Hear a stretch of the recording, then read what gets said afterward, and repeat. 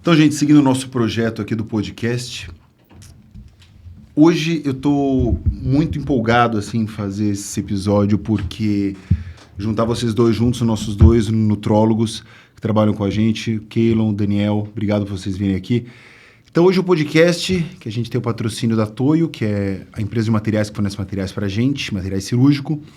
Hoje o podcast a gente vai falar da importância, por que a gente tem... Por que eu achei importante pedir para vocês participarem do nosso consultório. Então, eu vou fazer um leve resumo assim, do que me fez pensar na importância de ter dois profissionais como vocês trabalhando com a gente. Quando eu comecei a trabalhar e comecei a ter um paciente paciente que investe mais nele mesmo, eu comecei a ver pacientes que usavam hormônios. Então, para mim foi uma coisa assim, foi uma coisa muito curiosa, né? Porque aquela paciente que tinha um corpo legal, tinha uma dieta super legal, o enxerto absorvia. Então, esse foi um problema que eu comecei a enfrentar e eu não entendia por quê. Depois disso, a gente vai falar o que inicialmente, né, foi o chip de gestrinona. E eu acho legal que o Keylon está aqui, porque eu vou perguntar para eles uma coisa sobre o chip de gestrinona, que, gente, eu não tenho nada contra. As pessoas acham que eu não gosto. Não é isso. Ele tem alguma particularidade, então, que pode causar isso daí. Keylon, por que o paciente que tem chip de gestrinona, por que ele começou a se tornar um vilão para mim? Principalmente... Essa resposta eu não tinha, hoje, graças a Deus, eu tenho.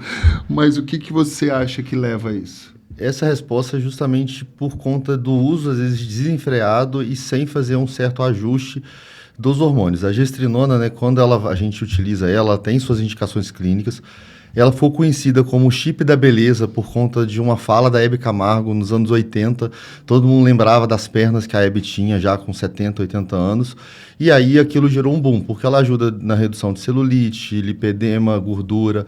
E aí começou a usar muito. Porém, a gestrinona, ela é um hormônio que ela tem efeito antiestrogênico. Ela leva uma redução do estradiol no corpo da mulher.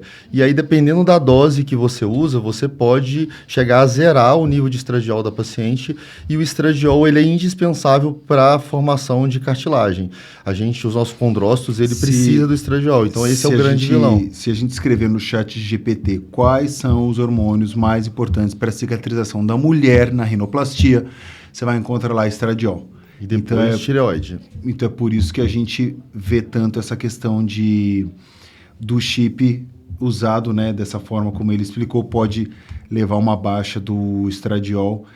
E aí, associado a isso, a gente continuou estudando e eu comecei a ver a importância de outras coisas, que o negócio é muito mais complexo, né? Daniel, você está com a gente há quanto tempo? Fez 3 meses agora. 3 meses Isso. Agora. O que você... nesse curto período, acho que já teve contato com muito paciente. O que você acha que é mais importante para ajudar o paciente nesse pós-operatório? Falando assim de vitamina, de hormônio, o que você acha que você consegue... que você agrega mais para o meu paciente hoje? Olha, Fred, é muito importante quando eu recebo um paciente seu que ele vai operar ainda, né? Ver como é que estão, primeiramente, os hormônios dele, né? Como o Keylon falou, a importância de ver o estradiol, como é que tá. A testosterona também não pode estar zerada na mulher. Mas também, em conjunto, é bom a gente olhar como é que tá, por exemplo. A ferritina é um marcador inflamatório que ele não pode estar muito alto, né?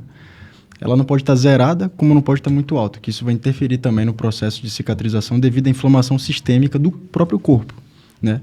A obesidade também é um fator que vai atrapalhar o processo de cicatrização, porque a gente sabe que a gordura, ela leva a inflamação crônica, né? Silenciosa, a gente não vai ter em alguns exames alguns marcadores específicos, mas a gente sabe hoje que, o exemplo que eu vou dar é na época do Covid, por exemplo. Pacientes que eram obesos tinham prognósticos piores, demoravam mais dos antibióticos fazerem efeito, né? Eu não tenho esse conhecimento como vocês têm, mas eu lembro que, assim, quando eu comecei a operar, apareceu uma paciente obesa mesmo, e eu operei, o enxerto absorveu inteiro. Aí um colega falou assim, porque o obeso ele não faz colágeno, né? E aí eu fiquei naquela aí, depois eu operei outra. E eu acho que assim, sei lá, falar em números, acho que deve ter uns 80% de chance aí de absorver, de ter alguma coisa. E aí a gente fala, então você não vai operar? Eu não tinha um consultório como a gente montou hoje, e eu acabei falando para alguns pacientes, falando assim, não, vai, procura ajuda, procura ajuda. Corta isso? Dá para voltar um pouquinho? Perdão. Tá, beleza. Então eu não tinha uma estrutura para a gente pegar esse paciente, fazer esse paciente emagrecer, diminuir o nível de inflamação dele. Então eu acabava pedindo para esse paciente procurar ajuda, enfim. Sim. Bom, vamos falar dos assuntos que os nossos pacientes mais gostam, né? Todo mundo sabe que o meu motivo para precisar de vocês é para reduzir a inflamação, melhorar a cicatrização, certo? Só que os nossos pacientes acabam procurando vocês por alguns outros motivos. O que você acha, Keylon, que a gente tem hoje para emagrecimento lá na clínica? Eu acho que tem tudo que um paciente precisa. A gente tem o acompanhamento nutricional, tem o acompanhamento com a nutrologia, tem as terapias injetáveis, que eu acho que hoje é o grande diferencial para a gente fazer uma medicina personalizada, o que a gente chama de uma medicina de precisão para o paciente, porque eu consigo fazer reposições de nutrientes, tratar inflamações de forma muito mais rápida, muito mais eficiente com os injetáveis quando a gente utiliza. São protocolos muito personalizados, então, assim, até uma dificuldade para a enfermagem, né? Porque cada paciente é uma receita, é uma prescrição totalmente diferente. E acaba sendo uma coisa muito mais controlada, diferente do paciente ficar injetando as canetinhas lá e ficar desnutrido e não saber, né? Exatamente. Quando a gente começa, até complementando o que você falou sobre obesidade, por que os pacientes obesos têm dificuldade de cicatrização? É só a gente pensar que a obesidade ele é o caminho para a gente evoluir para um diabetes. Então, a gente vai falar de resistência insulínica. Mais até que a inflamação crônica, a resistência insulínica é o que dificulta a cicatrização. O diabético, por exemplo, ele tem uma cicatrização péssima, ninguém opera um diabético porque não vai cicatrizar.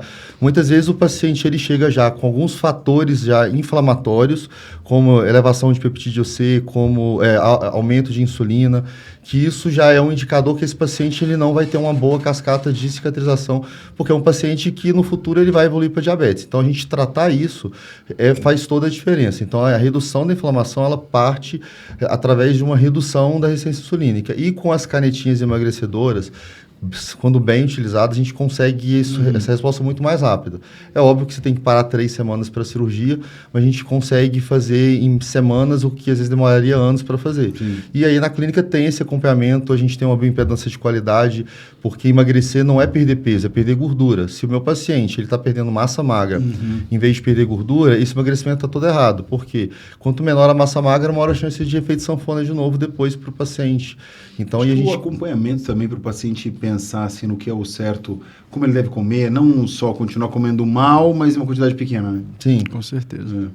Uma outra dúvida também, que eu vejo muita gente falando, acho que é um dos top 10, assim.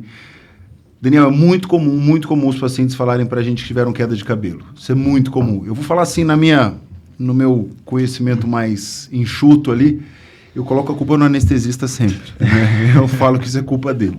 E aí, mas falando sério, acho que pode ter a ver o estresse da cirurgia, acho que pode ter a ver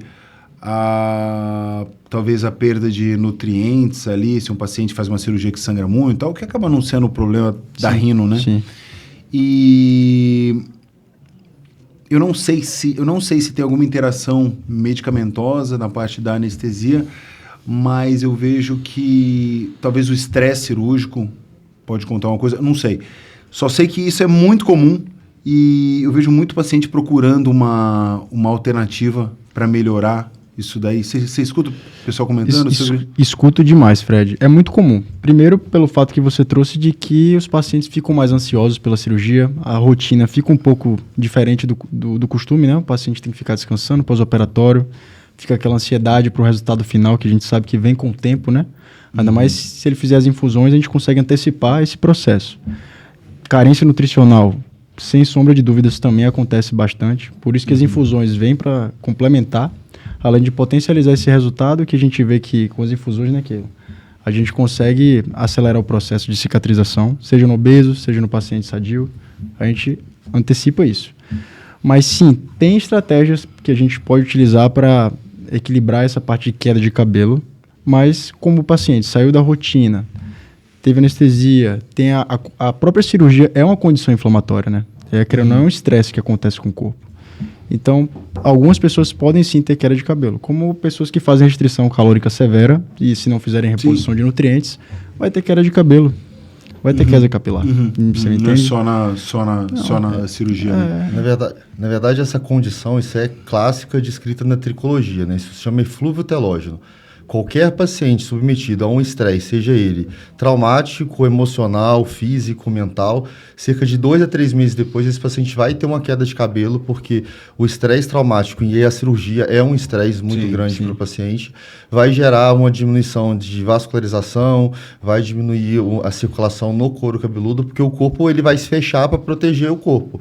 E aí cabelo é feito com o que sobra. E aí esses pacientes, 2 a 3 meses depois da cirurgia, é o que é caracterizado pelo eflúvio telógeno, o paciente começa a ter uma queda de cabelo. Muitas vezes o paciente nem se toca que foi 2 meses depois da cirurgia.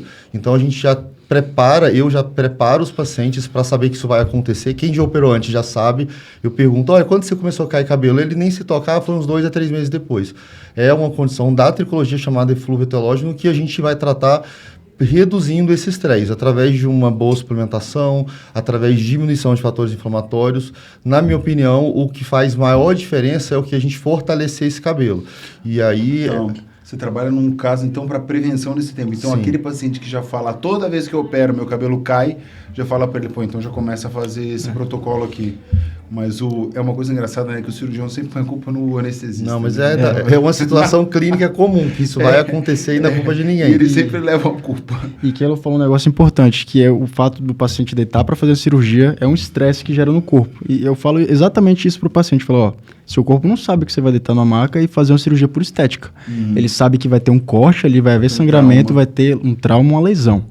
Então a gente tem que trabalhar para acelerar esse processo de cicatrização, evitar que tenha um excesso de edema para atrapalhar até o resultado final da ponta do nariz, por exemplo, né? Que é uma cirurgia bem delicada.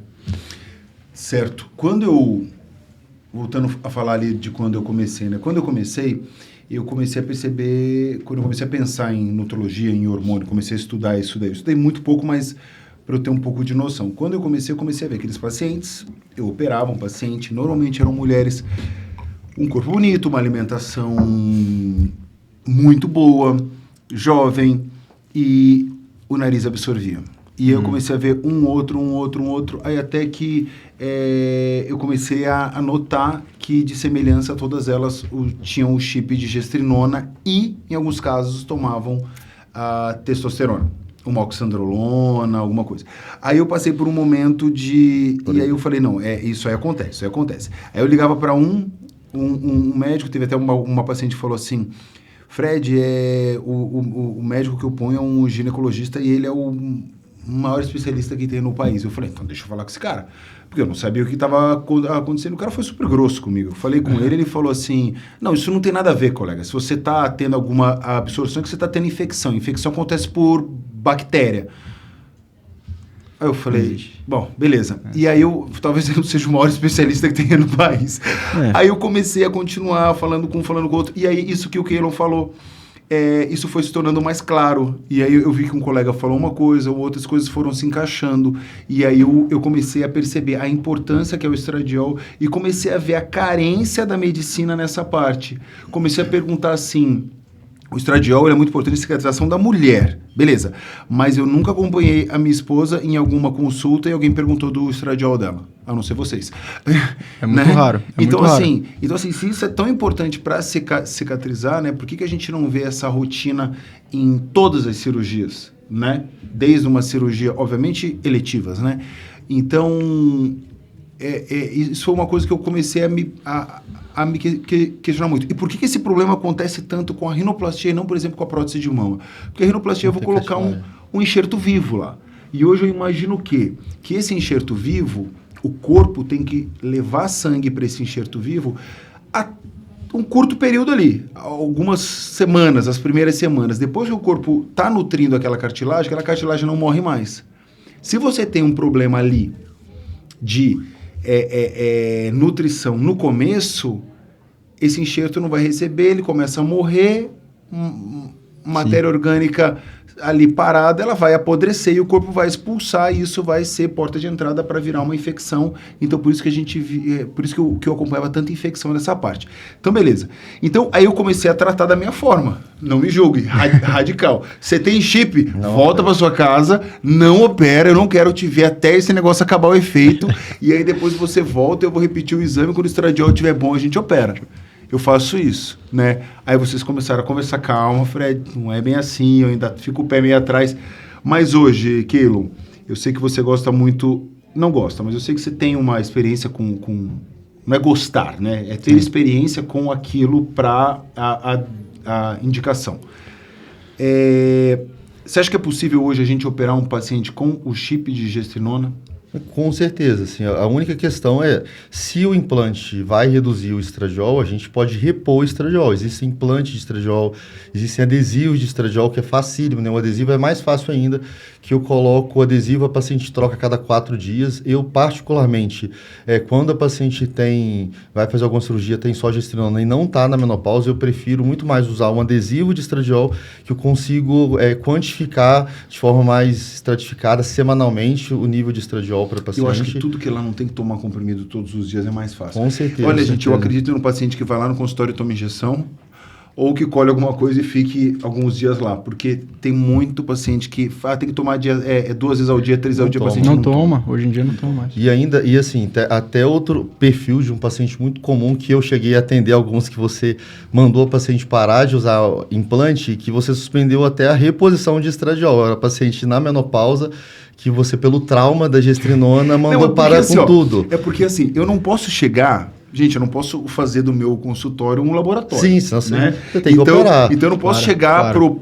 paciente e falar assim, esse eu vou testar, fazer esse eu vou testar, Não, eu via que estava errado, eu tirava, né? E aí, beleza. É o estradiol, beleza. Então, a gente já operou o paciente com chip, eu sei que você estava acompanhando, deu certo, ok. Mas assim, quando eu não tinha esse conhecimento, quando que eu vou falar? Aí o paciente fala assim, eu quero botar o chip de novo. Quando que é seguro? 3 meses, 6 meses, 1 ano? Eu não deixava com 6 meses, 8 meses. Quanto mais pra frente, botava longe, mais cicatrizado, melhor, né? Sim. Só que realmente, hoje, eu vejo que você não é o único profissional que eu vejo falando disso, assim, de ter o chip, de ter o estradiol junto e de ter um equilíbrio no corpo, né? Que a própria Fran tinha chip de gestrinona há quantos anos? Com estradiol. Ela usou 11 anos o chip. Sem repor estradiol. E ela nunca repôs. Nunca repôs. Zerado.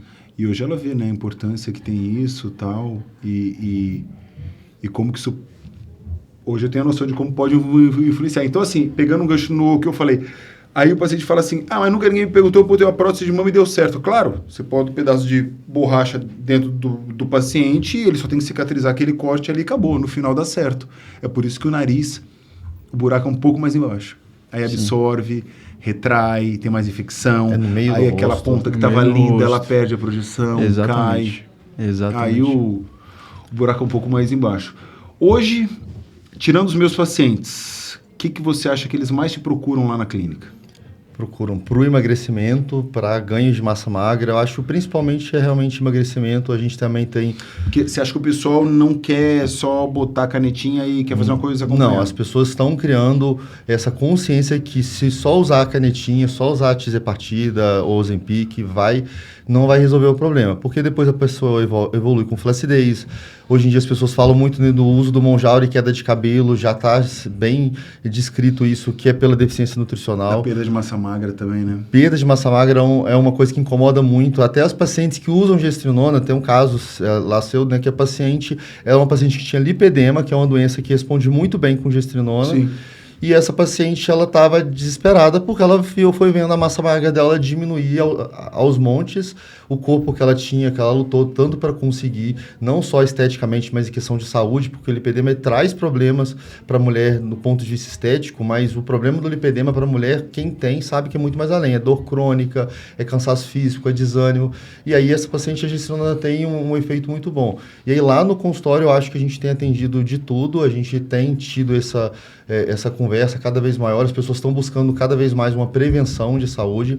E aí, esse acompanhamento multidisciplinar, esse acompanhamento com olhar 360 graus com o paciente faz realmente toda a diferença. Hipertrofia te procuram? Procura com menos frequência. Talvez porque o meu público é mais mulher e talvez elas não procuram tanto quanto homem. Não, na verdade, assim, o público que eu vejo lá na clínica é o público que é igual a gente. A gente quer ter um corpo legal, a gente quer hipertrofiar, mas a gente quer ser pessoas normais. A gente não quer abrir mão de tomar uma cerveja no final de semana, a gente não quer abrir mão de sair e comer uma feijoada. E eu falo para os pacientes que é possível fazer isso. É óbvio que dentro de um certo limite você não vai chegar com o corpo com a capa da Men's Health, a não ser que você tenha uma sequência exemplar de padrão atleta. Mas a gente consegue, sim, com o uso de todas as tecnologias, tratamentos que a gente tem lá, trazer e proporcionar isso para o paciente. Porque o seu paciente, eu tenho alguns empresários, que é o cara lá de 40, 50 anos, e quer perder aquela barriguinha que está crescendo à medida que vai envelhecendo. Ele tem tempo para treinar, mas é o cara que tem dia que passa o dia inteiro sem comer porque está trabalhando. E a gente consegue ajudar muito esse paciente a organizar melhor e fazer o que eu falo muito com os pacientes, que o feito é melhor do que o perfeito. É melhor eu orientar o paciente o que ele consegue mudar, o que ele consegue melhorar para ele conseguir ter uma vida saudável, conseguir aos poucos ir ganhando mais massa magra. É aquele paciente que não vai ter um estalo e vai mudar o shape de um dia para o outro, mas são pacientes que têm crescido mais. Isso tem valido muito para muitas mulheres que a gente atende lá também. Eu acho que é o melhor paciente, que é o paciente da vida real, é o paciente mais comum também, então a gente faz esse tipo de tratamento. E são justamente os pacientes que mais precisam de coisas a mais para ajudar. É o paciente que não tem tempo para ficar tomando um monte de suplemento, mas ele pode ir lá na clínica fazer uma reposição uma vez ou outra, entendeu? Então eu acho que é isso que a gente consegue ajudar. O que vocês acham que é... Tirando o estradiol que a gente já falou, o que vocês acham que é mais importante para a gente olhar no corpo do paciente em questão da cicatrização? O que você tivesse que chutar um aí? Você falaria... Chutar não, citar um. O que você acha que é uma coisa assim que você acha importante a gente estar sempre de olho e... Para mim, são o estado nutricional do paciente, né? Alguns níveis de vitaminas e minerais. Quais as vitaminas você acha que é? Vitaminas do complexo B, porque hoje em dia, justamente pelo uso das canetinhas, cada vez mais tem tido deficiência nutricional. Estatisticamente, 60% da população mundial já tem falta de alguma vitamina do complexo B. E essas são para cicatrização? A gente precisa da niacina, niacinamida, né, vitamina B3, tanto para energia quanto para cicatrização da pele. Precisa da vitamina B5, que é a biotina, do ácido pantotênico. São coisas que na época eu fazia o meu exame pré-operatório, era coagulograma, hemograma, glicemia de jejum e um beta-HCG. E os pacientes, eles estão cada vez mais tomando Monjauro, tomando omeprazol ou outros suplementos, mulher com anticoncepcional, e tudo isso reduz a quantidade de absorção de vitaminas do complexo B. Ou então são cada vez mais pessoas parando de comer carne vermelha por conta de uma endemonização da carne vermelha. E a principal fonte de complexo B é da carne vermelha. Então, eu acho que, para mim, das vitaminas, seria a vitamina C e complexo B o principal. O que você acha? Puxando o gancho que o Kelon está falando aqui, até para você mesmo, Fred, você não passa uma dieta específica pré-operatória para um paciente seguir, para evitar algum grau de inflamação, de intercorrência? A gente tem a Samanta lá que Exatamente. E como o que eu estava falando, vai chegar pacientes de todos os perfis, tanto aquele que quer seguir uma dieta agressiva para perder peso rápido para algum objetivo específico, como a maioria das pessoas hoje, elas acordam cedo, tem trabalho, tem filho, família, tem outros fazeres. E aí, o que é importante que eles estão falando, né? Trazer essa cultura alimentar, que você faz até no pré-operatório, explicando o que são alimentos que desinflamam, para o paciente, tanto para o paciente que quer emagrecer. A nossa maior preocupação é o quê? Ele, atingir as metas semanais dele, lógico, né?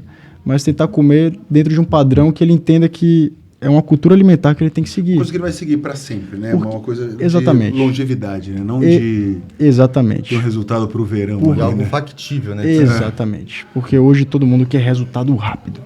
Só que se a pessoa entender o conceito do que é basicamente você fazer boas escolhas dia de semana e final de semana você abrir exceção para aquele jantar com sua esposa, com o seu amigo, tá tudo certo. É só fazer o básico, não tem dieta mirabolante. Deixa eu te perguntar uma coisa agora, que esse é um problema para mim, que esse mês está muito frequente, a gente está no mês de julho, e eu tô operando muitos adolescentes. Sim. Chamo de criança, né? Minha enteada briga comigo, chamo de criança, mas eu acho que são 14, 15 anos, né? Sim. E por que esses pacientes... que eu fico sempre com uma luz vermelha neles, e por que eu acho que o risco de ter alguma complicação ali é mais alto? Eu tenho a impressão que eles são mais inflamados. Bom, com certeza. Hoje o adolescente, né, ele tem os finais de semana para sair, come mais fora, não entrou ainda no hábito de ter uma alimentação assim regulada, né? Atividade física. Cada vez pior. Eu não sei se eu comi tão mal nessa época, mas eles, Nutella parece que faz parte do... Na sua época não tinha o iFood disponível toda hora para pedir besteira, era mais difícil, né? Então, hoje, a cultura alimentar que a gente tem no padrão de sociedade é mais fácil, é mais acessível, é mais disponível. Eu sempre fico de olho assim naquele paciente jovem, 15, 16 anos, que está acima do peso. E o sono é péssimo deles também. Pô, importantíssimo isso. O sono é a segunda maior causa de obesidade. Eles não dormem, eles trocam a noite pelo dia, e você pode dormir 12 horas de dia que não vai trazer a mesma recuperação, o mesmo benefício hormonal que o sono da noite tem. O GH também é um hormônio muito importante para a cicatrização. Produzido à noite. Muito. Tá, já falo com o pessoal que vai querer tomar GH antes de operar. O GH em excesso também não é bom. Porque vai atrapalhar, vai aumentar a resistência insulínica, que, como que ele falou, é importante no processo de cicatrização. E o GH, se o paciente estiver acima do peso, é pior ainda. Pior ainda. Aí não pode usar de jeito nenhum. Aí você não opera, viu, Fred? Melhor suspender essa cirurgia. Tá, mas voltando nas adolescentes, você pontuaria alguma coisa também na parte hormonal? Você acha que tem alguma coisa a ver? Ou não? Hoje está muito comum anticoncepcional, então elas chegam com um nível de testosterona muito baixo, porque o anticoncepcional leva essa queda, e a testosterona também é importante para a cicatrização. Sim. Esses dias eu atendi uma paciente sua com 360 de SHBG, só para entender, né, as pessoas o que seria esse SHBG. Isso significa, chama proteína ligadora de hormônios sexuais. É uma proteína que ela liga na testosterona inativa. Aí essa paciente, ela tinha uma testosterona baixa já e um SHBG lá nas alturas. Então o pouco de testosterona que ela tinha estava inativado. E aí vai ter dificuldade de cicatrização. Não é tanto quanto um paciente idoso, porque o jovem ele tem uma resistência insulínica muito menor do que... mesmo obeso, a resistência insulínica é menor do que o paciente mais velho. Mas são pacientes que dormem mal, que comem mal, que não suplementam, que o pai não consegue fazer o paciente comer o que precisa. Esses dias eu atendi uma paciente sua que a mãe está assim, olha, eu já avisei porque para minha filha, porque ela tem 15 anos, e que ela vai ter que ficar 30 dias sem doce, que ela é muito compulsiva por doce, e ela falou assim, olha, é difícil, porque ela até falou, olha, não me passa muito suplemento não, porque é uma luta, eu não quero ter estresse, eu vou fazer tudo venoso aí na clínica, porque eu não consigo fazer ela tomar remédio nem comprimido, então, nem suplemento. Aí é um paciente complexo, que às vezes é pirraceiro também. Eu queria que os pacientes entendessem assim, a dificuldade que eu tenho.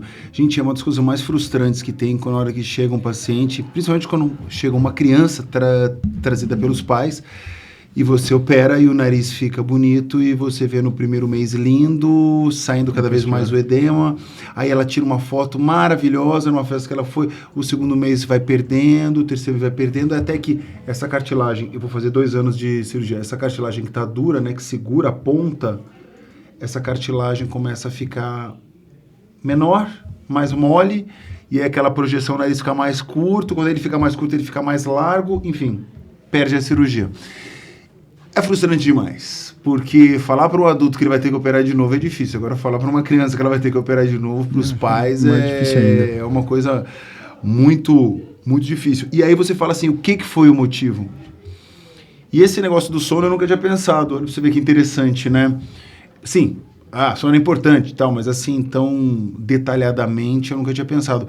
E aí, às vezes, o negócio é tão multifatorial, ela come mal, ela é uma pessoa com metabolismo altíssimo que está acima do peso, então ela está gordinha, está inflamada, está com menos colágeno, aí ela dorme mal. Você vê que é um ciclo vicioso negativo. E aí ela tem essa idade que ela não vai tomar o remédio, não vai fazer, que ela não vai lavar como a gente pede, não vai... É difícil. Engraçado, hoje, quando eu percebo que a paciente é muito infantil, eu não opero. Você vê que ela não vai seguir os hábitos, né? Se eu vejo que assim, que ela não vai deixar você pegar uma veia, que ela não vai deixar você... Né? Por exemplo, o meu nariz, eu tô com 2 anos de cirurgia, como eu falei, né? E eu tive hematoma no septo. Tiveram que anestesiar, entrar com uma agulhinha e tirar. Essas coisas acontecem, é uma cirurgia, né? Sim. Acontece com o adulto, acontece com o jovem. Então... E se a pessoa não tem maturidade para isso, né? E como é que eu vou entender isso daí? Com certeza. Agora, seria até uma coisa interessante, a gente podia até fazer uma...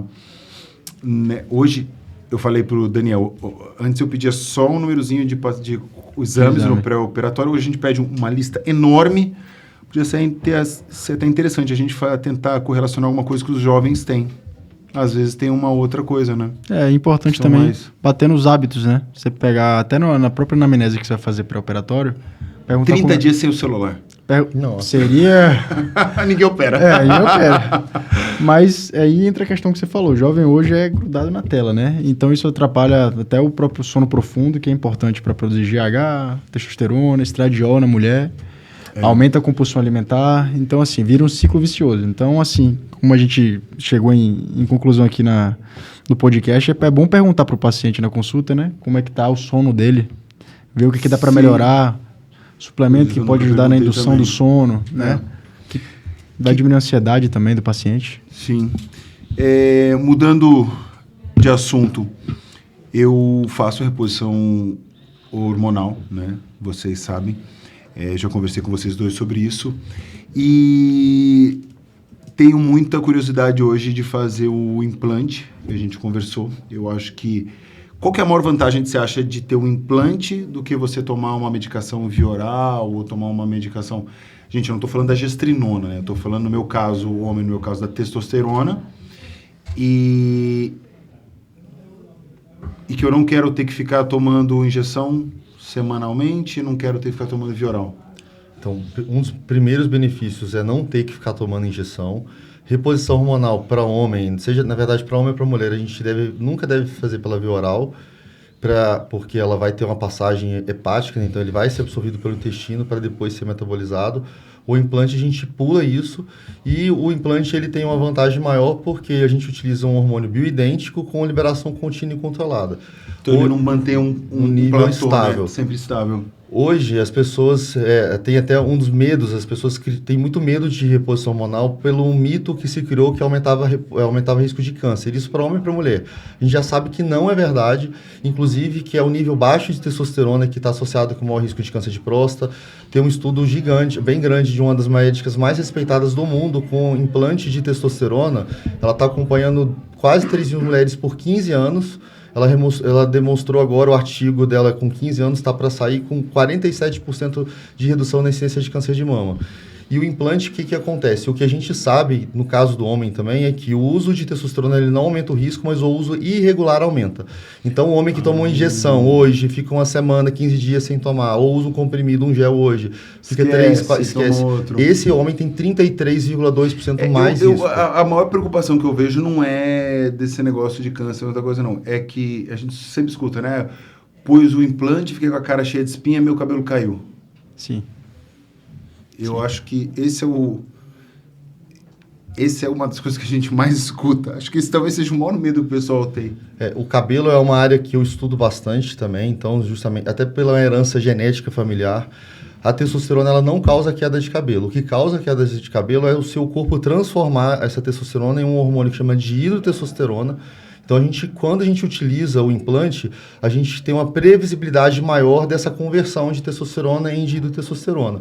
E como o implante não tem flutuabilidade, eu consigo realmente ajustar a dose de suplementos e outras medicações que controlam esse THT, como o próprio finasterida e a dutasterida, que é muito comum de ser utilizada, que são medicações que bloqueiam a conversão da testosterona em DHT. Então, eu consigo controlar e prevenir de forma muito mais eficiente essa conversão.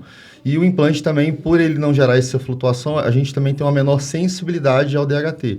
que mais importante que a gente ter controlar o DHT é diminuir essa sensibilidade. Como que eu diminuo? Tratando inflamação crônica, melhorando o perfil nutricional do paciente e ainda eu utilizo sempre outros implantes que a gente chama lá na clínica, né, de implante metabólico, como a própria coenzima Q10 a gente tem hoje em uso de implante.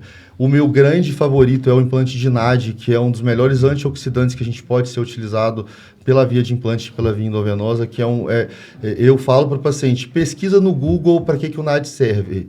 O paciente fala, doutor, eu quero isso na caixa d'água da minha casa, porque é um implante que ele ajuda tanto, ele diminui a energia, diminui o gasto, aumenta o gasto energético, melhora a queima de gordura, aumenta a produção de serotonina, dopamina e noradrenalina, diminui risco de câncer, ele aumenta a energia, melhora o desempenho atlético, ele vai diminuir todo o estresse oxidativo celular, então você vai ter um padrão inflamatório muito menor e a gente consegue utilizar ele junto com o implante hormonal, o que faz toda a diferença também. Previne Alzheimer também. Previne Alzheimer, ansiedade, Parkinson. melhora o sono, é um negócio incrível. Tem paciente usando para Parkinson já, que estava se treme todo e com o NAD parou de se tremer, voltou a dirigir. Então, assim, tem tecnologia hoje, tem substâncias que vão prolongar a vida, né? Que era onde a medicina tinha desafios para chegar. Uhum.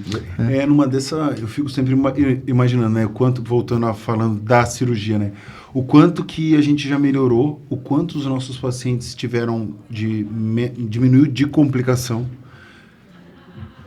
A minha taxa de reoperação caiu muito. Isso era uma curiosidade que eu tinha para te perguntar. Caiu. Desde que você adotou os nutrólogos lá para acompanhar os pacientes. Não, caiu. Porque como assim, que ficou? a gente fez um monte de coisa junto, né? O ozônio acabou entrando junto, Sim, o laser, o LED, a Plasma, técnica... PRP. Então hoje a gente faz... Então, assim, muita coisa veio junto.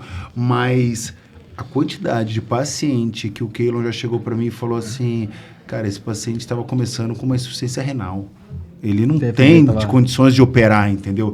Esse paciente, ele tá com algum... Paciente que ele fala assim, não, você vai procurar um profissional da saúde, que o seu problema não é o nariz, o seu problema é a sua saúde. Você não tem condições de operar. Então, é coisa que pedindo um hemograma, um coagulograma, você não vai ver nunca. Não né? tem como. Então, assim, hoje eu acho que o nível que a clínica, pensando assim, não... que vocês trabalham, o trabalho de vocês vai muito além de preparar para eu fazer o nariz, né? Vocês têm pacientes de diversas áreas ali, pacientes particulares de vocês e tal, mas pegando dos meus pacientes que vocês me ajudam. Hoje, eu acho que o nível de excelência que a gente tem, eu vou falar para vocês, eu não conheço nenhum lugar no mundo que tenha isso. Eu não conheço nenhum lugar do mundo que você chega lá, você pede uma lista enorme de exame, você faz um mapeamento nesse paciente, você consegue falar, não, olha, melhor aqui, melhor aqui, melhor aqui, melhor aqui.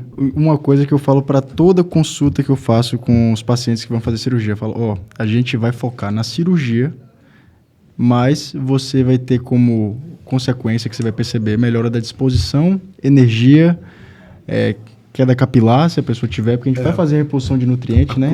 A coisa que eu mais ouvia dos colegas era assim, absorveu, você teve uma infecção subclínica, eu não via pus, né? Eu não sabia explicar. E seu corpo, às vezes, não está preparado, é a forma como o seu corpo reage. Ponto final, fecha a porta do consultório e chama outro. Acabou, entendeu? Não é um problema meu. Isso é o que eu mais vi, assim, que o pessoal fala nos congressos e nesse tipo de coisa. E falei para o Keylon, não sei se eu falei para você, em setembro a gente vai para Dublin, no Congresso da Academia Europeia, para falar de hormônios e a cicatrização de rinoplastia. Às vezes a galera está começando a se despertar também. Com certeza. E na medicina, quem não se atualiza vai ficar para trás. O paciente vai buscar mais segurança, vai buscar todo esse acompanhamento. E eu acho que a gente ainda vai evoluir muito nessa parte. A gente, com os nossos protocolos, ou então você pegar... Que nem antes, né? Que eu pegava o paciente que tinha o chip e falava, some daqui, volta depois de um ano, né? E hoje que vocês já tratam, e aquele paciente assim, aquela criança com obesidade, cheia de espinha, que você vê com aquele corpo todo inflamado, aquele cabelo sem brilho, fazer um protocolo nela antes, 6 meses, e aí sim operar ela. Imagina se fossem as minhas filhas, né? Com certeza. Eu não ia querer operar ela agora. Não, trata ela aí, cuida dela aí, depois a gente opera. Em vez de operar em dezembro, opera em julho do próximo ano. Claro. Eu acho que os mitos em relação aos hormônios têm caído muito por conta de novas pesquisas. Esse ano, por exemplo, um grande tabu que era, né, a cardiologia falava que testosterona aumentava risco cardiovascular. E eu sempre já falava isso por anos, vários estudos mostrando, até que esse ano, finalmente, a American Heart Association publicou um trabalho, Travesse, com 50 mil homens quase, mostrando que não aumenta o risco cardiovascular e finalmente tiraram dos rótulos nos Estados Unidos, o FDA, que testosterona aumentava o risco. A gestrinona, né, que o pessoal queria tirar do mercado, falou, gente, quem tem lipedema... E endometriose é um negócio... Imagina essas incrível, pessoas ficando sem incrível. isso. Difícil. Aí entra o porém, né? Todo excesso faz mal. Aí entra aquilo que o Keilo estava falando do pico inválidos de hormônio. Porque o problema não é até o paciente fazer intramuscular, se for a dosagem certa, para ficar dentro do valor de reposição. Mas acontece que depois de 3 meses fazendo aplicação intramuscular, além de ficar subindo e descendo, o pico inválido da testosterona, ele não vai ficar aplicando toda semana, a cada 15 dias. Ele cansa de fazer a aplicação intramuscular. E por isso que a segurança é o quê? Níveis terapêuticos, né? Ficar dentro do valor de referência. Porque aí... Constante, né? E constante. O corpo gosta de constância. A mesma coisa, de manhã, quando você acorda, a produção de sua testosterona é mais alta até 11 horas da manhã, vai chegar no final do dia, o quê? Cai. Porque você vai entrar no sono. Mesma coisa com hormônios. Você injeta de vez uma quantidade para ficar bem suprafisiológico, né? Bem acima do valor de referência. Depois vai cair de novo para se aplicar.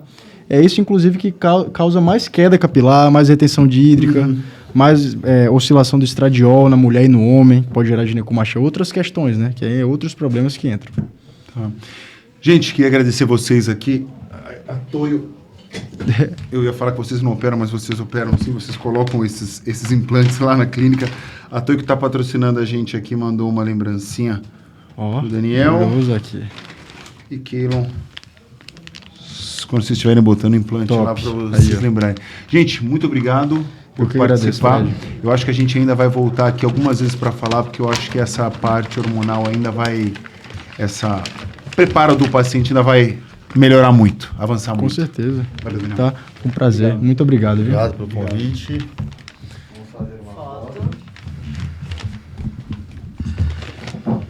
Esconde essa colinha aí.